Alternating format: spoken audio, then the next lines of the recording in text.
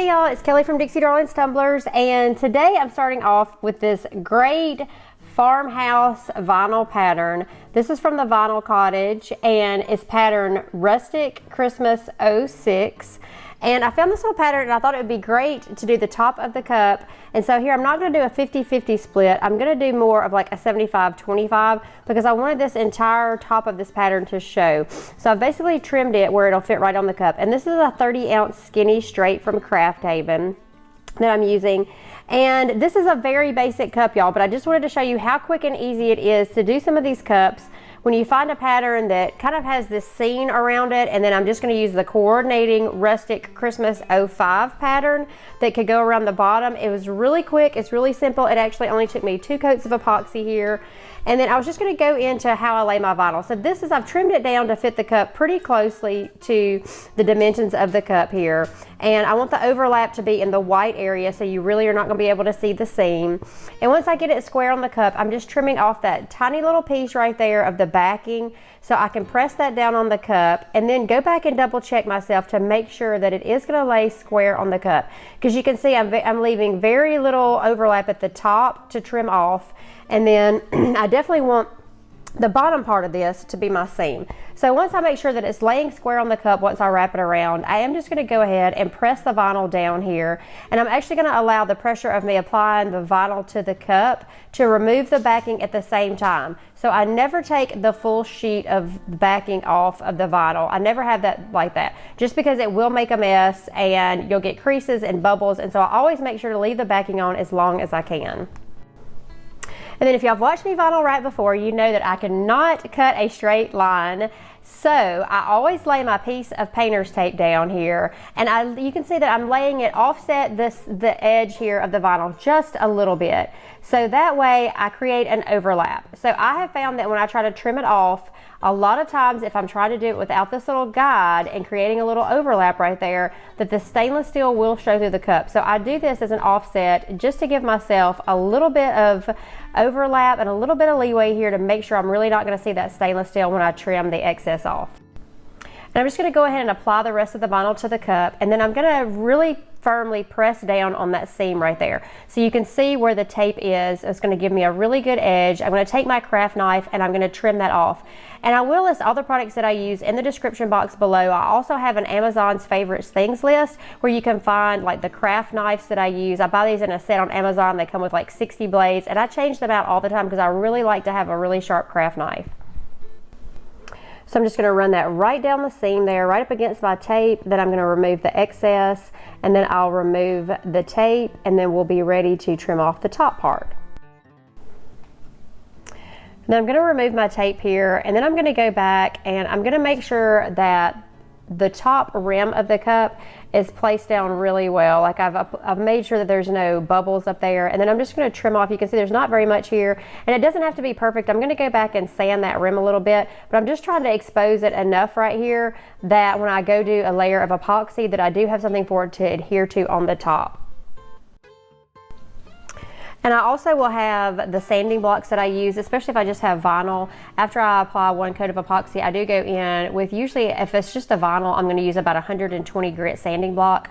And I'll have that. That's also in my Amazon's favorite things list. It'll be linked in the description box below for y'all. So now I've got this bottom piece, and I did cut it down pretty much true to size, but right here I'm just going in, and you can kind of see where I'm trying to get it to overlap. I don't want there to be, see how there's kind of like a little white flower right there? I don't want that to be broken in the middle. So I'm actually going to go in and trim off this little area that had the white on it. So you can see the overlap is going to be minimal here as far as like you actually being able to see where the seam is. I want that to be as least visible as possible. So once I get that trimmed off and I'm making sure that it's going to lay straight, I'm going to do the same thing here. I'm just going to trim off this little edge here of the backing, and I'm going to basically place this seam in the same place that the seam on the top is. So you can see I'm laying that down pretty close to where the top seam is going to be, so those will be on the back side of the cup. So they'll all be in the same area. Then I'm just going to double check myself to make sure that it's going to lay square on the cup, and then I'll go ahead and start wrapping the vinyl on the cup and removing the backing at the same time. Here again, I'm not going to take this backing off. I'm going to leave it on as long as possible.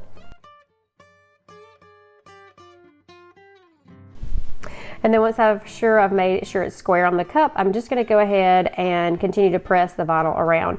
And you can see these, I love these 30-ounce skinny straights. They do have a rounded bottom, so I do try to be careful as I'm going around the cup to make sure that vinyl is laying really flat on the side of the cup, so when I go back to pull the vinyl around and wrap it around the bottom, that it is going to be smooth, there's no creases, and there's no air bubbles. So I do try to do that as I'm going around the cup at the same time.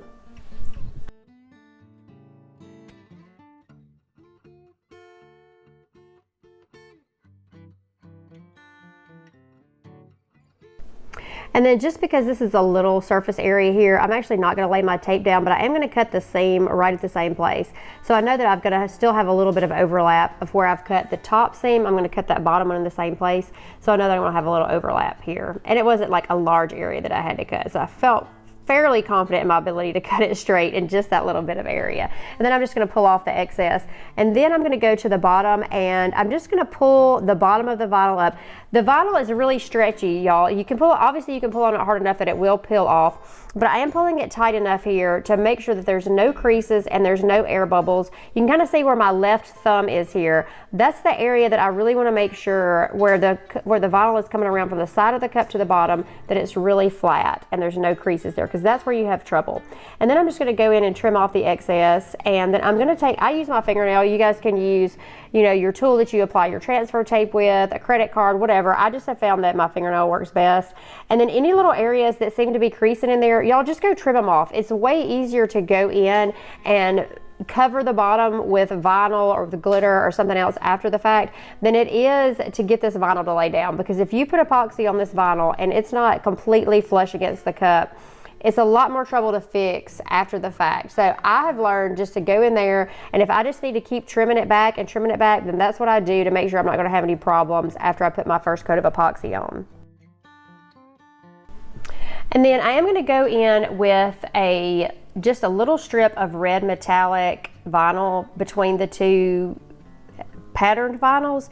And so I did want a layer of epoxy because I did not want that to lay directly on top of the seam. So I do go in here, I'm using Counterculture's medium viscosity artist resin, and I'm only going to use about 15 to 20 milliliters here. Obviously you guys know I've mixed up more than normal because I'm usually doing several cups at the same time, but on this cup I am just going to use a minimal amount. I just want enough to create like a really smooth surface, so when I go back in and add this little strip of red, that it's not laying directly on the seam. So I'm going to apply this coat. I'm going to use my torch to pop any bubbles, and then I let that coat dry for about 6 to 8 hours before I go in and I'm going to add this little strip of red vinyl.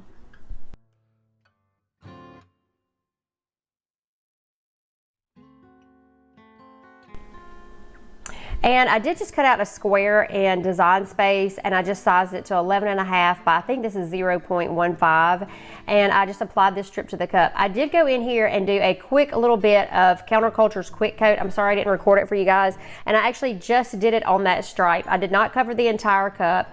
Basically just where that seam is on the metallic vinyl, sometimes it wants to lift up. So I just wanted to make sure that that was really set on the cup. And then I'm going to go in here with another 20 to 25 milliliters of Counterculture's medium viscosity artist resin.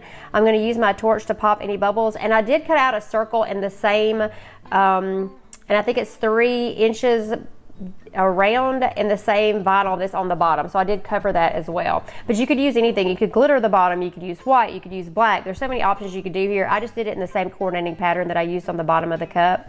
And this is basically our final design, y'all. So this was like a super quick, easy cup, but I wanted to just see how cute these cups can be. And they don't really, you don't have to put a lot of them. You don't have to throw glitter and micas and all this other kind of crazy stuff over them. You really don't have to do that. They can be pretty basic, but still look good. And especially at Christmas, if you're trying to crank out a lot of ready to ship cups, this is a great option.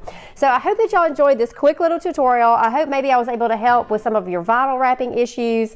Y'all please go like, share, subscribe, all that fun crazy stuff. Thank y'all so much for watching, and please join my Dixie Darlings Tumblers Facebook group. We go live every Sunday night. I love to hear from y'all. I love interacting with y'all. I love for you to come there and share your creations with me and your take on these designs. So please share with us. Thank y'all so much for watching, and I'll see y'all again soon.